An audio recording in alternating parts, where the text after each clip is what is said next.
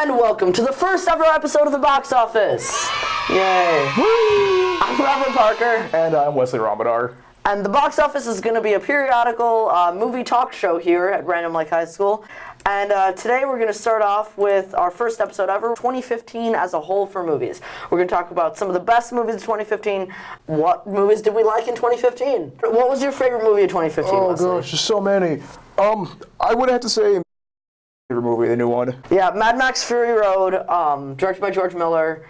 It is up for, I believe, 10 Oscars. As it should be. Yeah. Actually, fun fact, between audiences and critics alike, it was the highest rated movie of 2015. I did not personally care for it that much. See, you're wrong. So. And I know I'm in the minority for that, but I don't know. I saw it, I think, twice in theaters. It was fine. Tom Hardy was really good in it. Tom Hardy is great. Tom Hardy is one of my favorite actors, He's amazing. in all honesty. Charlize Theron was awesome in that. Charlize Theron, yeah. Took the main character role, which took a lot of people by surprise. Oh yeah, absolutely. All right, moving on from Mad Max, because we have very different opinions on that. The highest grossing movie of 2015, Star Wars The Force Awakens. No surprise. No surprise at all. Star Wars is my second favorite movie of the year. I adored it. Both of us are really huge Star Wars nerds, a little bit. Of course. As you can tell by Wesley's shirt. Obviously, we're both in love with the original trilogy and the new one. I honestly think this one is going to fall well into the Star Wars universe. I think it's the third best. They took the old characters, some of the old storylines, but they made it new. They reinvigorated the franchise in a way that we haven't seen in 30 years. Yeah. Another big movie, it was more limited release in 2015, much wider release in 2016, The Revenant. That was amazing. I saw it this last Friday. The Revenant, it's up for 12 Oscars. Maybe DiCaprio will finally get one, and the internet will calm down. I hope not. I didn't like The Revenant. See, I don't want it. Wesley to flip the table onto me. I'm going to do it. I just didn't like it. I don't know, for me, I liked it a lot because it combined a lot of my favorite elements in movies. Like shots where the acting itself told the story. You didn't need 10 minutes of dialogue and exposition.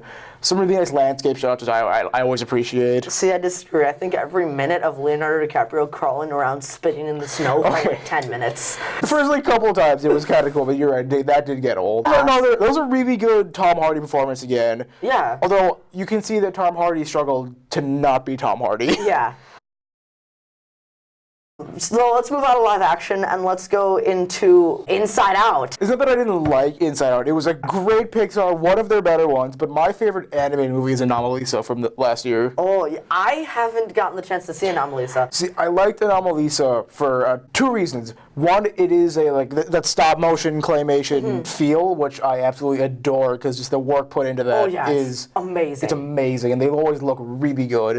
And it told a genuinely human story with clay figures, which was in itself was kind of that was magical. There was something really cool about that. I know what you mean because Inside Out was it was a very adult tone to a Pixar film, which I really liked. Which was cool. But Anomalisa is just a really good story, which was because Inside Out, even though it was like you said a little more adultish, and it's a Pixar movie, so it was kind of it had those really kiddish moments.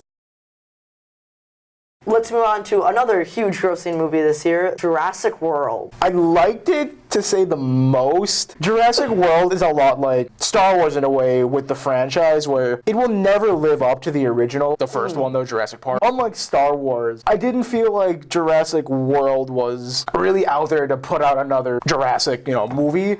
Star Wars was out there to put out just another really, really good Star Wars movie that added to the universe so beautifully. Oh yeah. And for some reason, I don't know, but Jurassic World kind of felt like a cash grab in a way. They made another movie about dinosaurs in a park. And my thing on Jurassic World, everyone hates me for it. I disliked the movie. I thought the screenplay was just awful. Yeah. The whole, oh my gosh, it's dinosaurs, all that good stuff. Every one-liner that Chris Pratt had was not good. Yeah. Felt like a bad old Batman movie.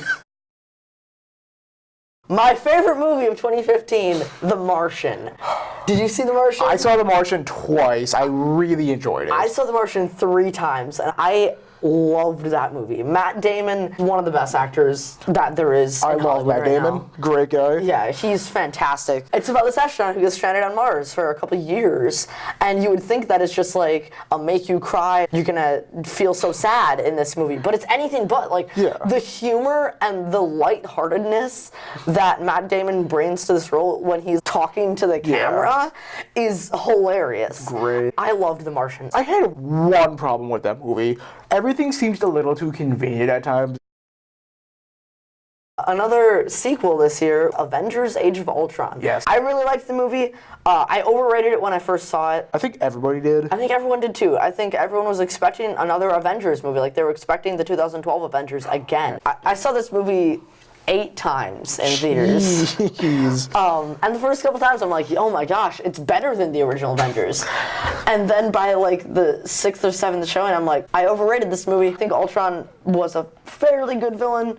I think there were some silly plot things that happened in Ultron, like subplots that didn't need to be there. No. Felt very good about it when it first came out, and then as time went on, I felt less and less good every time I saw it. I felt the same way. The first time I thought it was good because I love, it's the Marvel franchise. Like, they pump out good movies. The second time, though, I looked at it and nitpicked it. It was okay. It was not my favorite Marvel. It doesn't live up to the first one. And I think at this point, though, Marvel they're building up their movies to try and get to Civil War and Infinity Wars right now.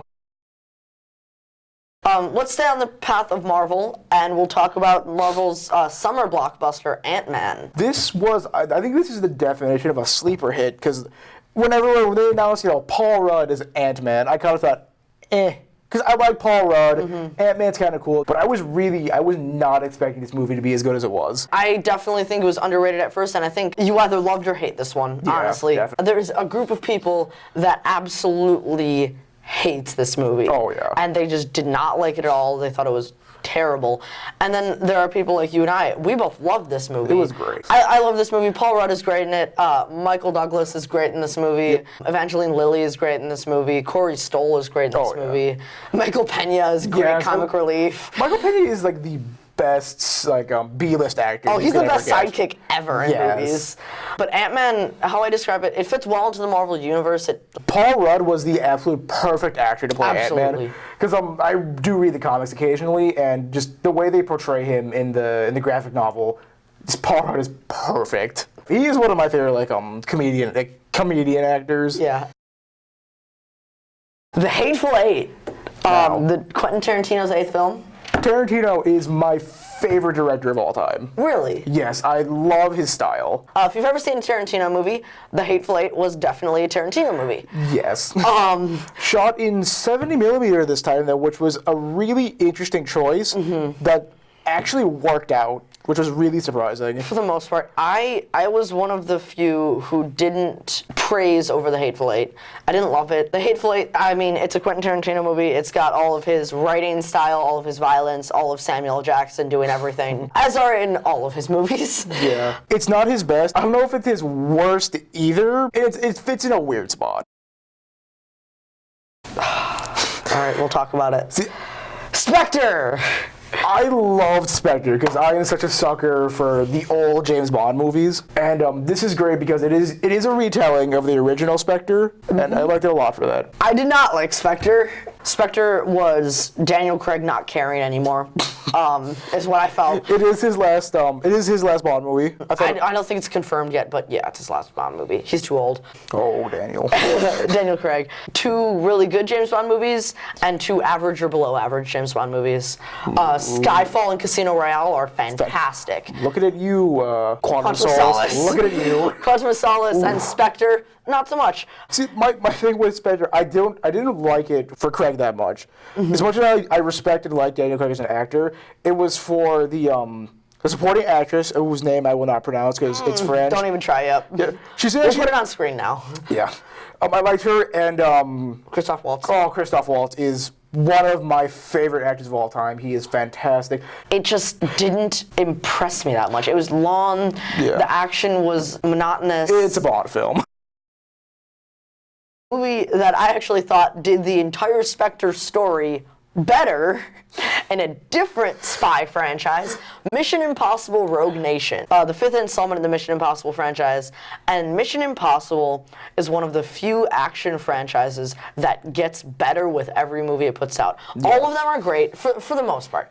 The first one is amazing. I love it. Rogue Nation was an amazing movie. It was the storyline with Rogue Nation, the storyline with Spectre are actually very similar. They are. And I think Mission Impossible did it better. I think it had great writing, great comedy. It was Sean Penn. Sean Penn is hilarious. He is the best when it comes to comic relief. I know we said that about Michael Pena, but Sean Penn is. Jeremy Renner was great in this movie. Jeremy Renner is really funny. He's got a couple little one-liners in there that are hilarious. I think the villain is more intimidating in Rogue Nation than it is in Spectre, although I love Christoph Waltz. Oh, you have to. Well, think about Christoph Waltz. He played Blofeld, who was never the most intimidating villain. Not at all. But yeah, Rogue Nation did great. Kingsman.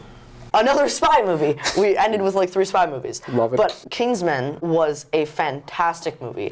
In all honesty, it was a little bit of a spoof of the James Bond movies. I mean, it had a great cast, a newcomer, Gary Edgerton, who played Eggsy. Kingsman was action-packed. It was gentlemen spies. You know, it was the classic spies in suits with the hidden weapons. It was the gadgets.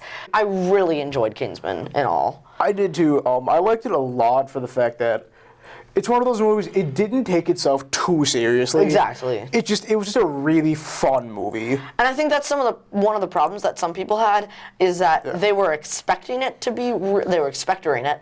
They were expecting it to be very, very serious. Yeah. And it didn't take itself seriously. It was a cheeky British film. It was a cheeky British film. It was entertaining, and I liked it. And that's all the time we have today.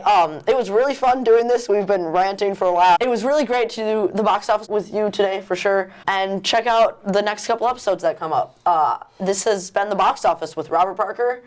Wesley Ramadan.